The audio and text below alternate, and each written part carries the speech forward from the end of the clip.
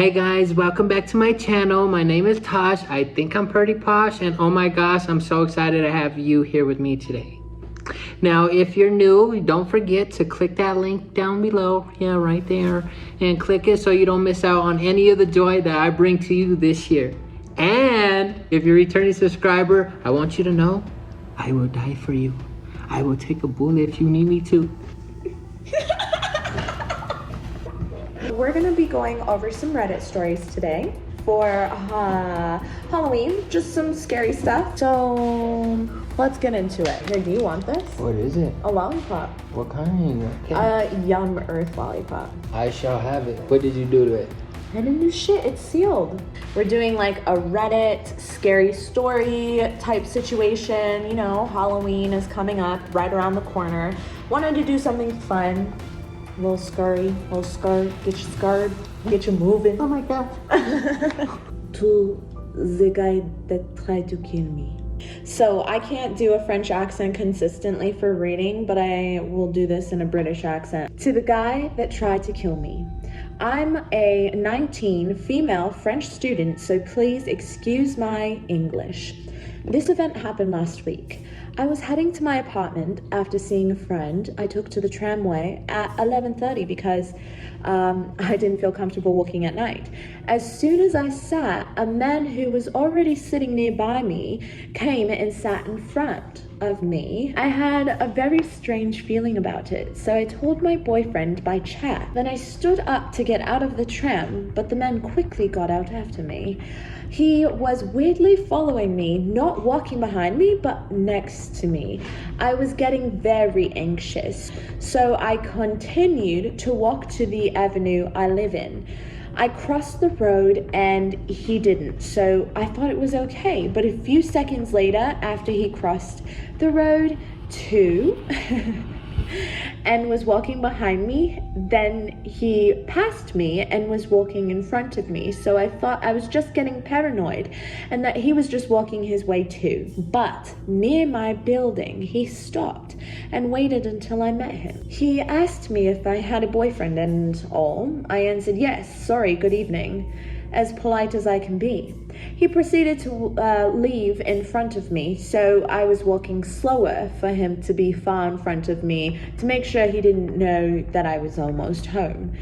I turned into the little pathway heading to the lobby of my building, but I was still anxious about this man, even though he continued to walk. I thought I had put my keys in my pocket, but they were in my bag. I was shaking so much that I tried multiple times to grab them. I managed to get them and I opened the magnetic door, but the thought of closing the door immediately after me in case the man wanted to follow me. The door was closed, but the magnetic system wasn't on yet, and that man was running to it and pushed it violently with horrific eyes looking at me. The door is made of glass, so I totally saw him, and that's when I knew I was getting into real trouble. So without even thinking, I just screamed as much as I could. Immediately the man ran to me, pushed me hard on the ground, and started to choke me really hard. I was too stunned because I wasn't prepared for such a violent assault, but while he was choking me, I couldn't scream or even breathe, and nobody was coming, so I really thought I was gonna die, looking at his bulging eyes staring directly into mine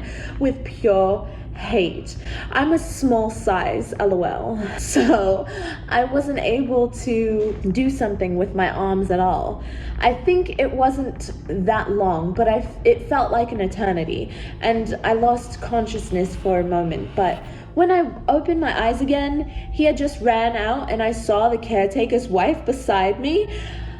The caretaker was chasing after the man, but didn't manage to get him. He came back and called the police that caught the man within 10 minutes, thanks to our description. I really don't know why he did that to me, because when he attacked me, he didn't SA me or rub me, which would have been easy. I can't understand that his only goal was to kill. I'll never be thankful enough to my caretaker who came to help me and saved my life, because nobody else in the building called the police or tried to help. He's in jail. The man was judged 3 days later and is in jail now, but denied everything. Even if me and the caretaker identified him and that there was video proof of him following me. So to the man that tried to kill me, let's not meet again. Wow. That's actually really scary. I would like to see what this guy looks like. Yeah, that way I could look him in his soul. Slice him, dice him. I'm gonna slash and gash, cut another hole in your ass. All right.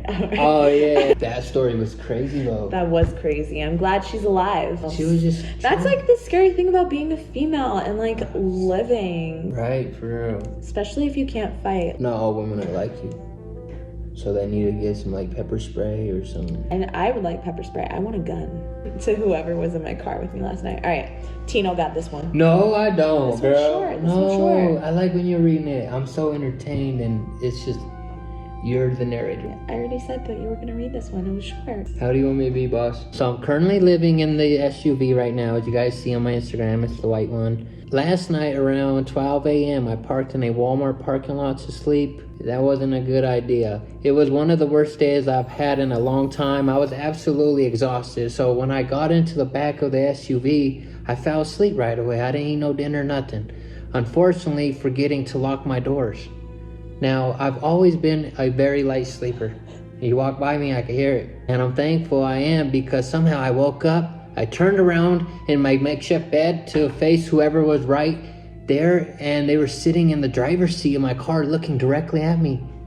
Oh my god. Yes, it was scary. So this is where the story somehow gets kind of funny, I can't lie, because I was so tired and sucks in the days. All I did was continue to shake my head back and forth and say no, while reaching across the person's lap, opening the door for them to gesture for them to leave. And that is why the title of the story is To Whoever Was in My Car with Me Last Night. Now, thank you for getting out and leaving without saying or doing anything else but walking away. But I do hope we never meet again. That's pretty scary. Like, make sure. Okay, have you ever tried to sleep in your car before?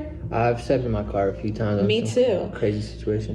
Same. Like after concerts and stuff, or driving long distances. Like one time I went to visit my mom and I wanted to sleep in my car here because I was just like, my eyes were so heavy. But I literally was in like a Walgreens parking lot for like 15 minutes because there's not like big things that you can park at. There's not like a Walmart parking lot anywhere near, small towns and stuff. I got so scared. I was like, you know what? I'm awake enough to drive. Oh, yeah. It was just scary. Like sitting there in my car, like even though my doors are locked, somebody can break the window, slit my throat. And you're a girl. You're like petite size. Yeah, I'll still fight though. Oh, we know that. You were slice and dice them. Just don't sleep in your car. Yeah. Unless you're like not alone. I think that makes it a little bit better. And to the person who wrote this, I'm glad you were okay. Same. But yeah. like, how did they get in your car? She left the doors unlocked. You literally read the story, my G. I know you were tired. I'm sorry that happened. This literally just happened. I am dead scared and nobody's answering the phone. Okay, so this just happened to me, female, 28. How accurate. And I am sure I will not be able to sleep. My boyfriend is not answering the phone and I need to get this out. My company organized an event for the clients and the staff of a luxury hotel. Everyone partied and I got into my room an hour ago. It's 3:27 in the morning here. Like, I don't know, 15 minutes ago, a guy entered my room with a bottle of water. It woke me up and I was super scared. He says, someone called from my room to order a bottle of sparkling water? Weird explanation. There's a minibar and there's a corridor in the room before entering where I am in the bed.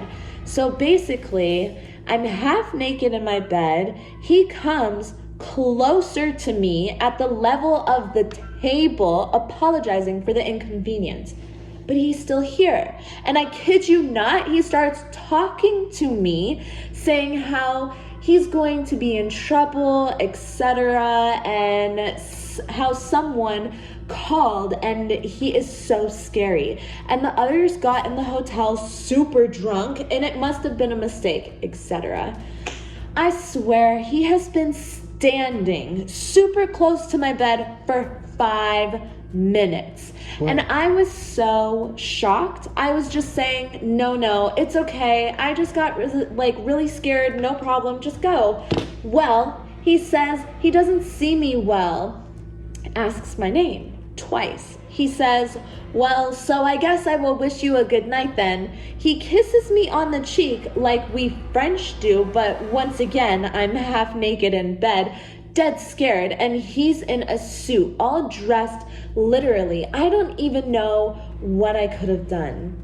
He left after the longest minutes saying how he was sorry and how he would appreciate that I don't tell anyone. And now the phone in my room just rang. I don't know if I should still be scared. Was he just confused by the mistake? I'm super scared though. I can't think right now and my heart is still racing. I just need to have some rational feedback after this, really. Update. Number 1. I'm okay. 34 hours later, details in the comments. It's a long one. Oh, we ain't got time for that. Update 2. 5 days later, I don't even know what to say here. Details in the comments. Oh my God.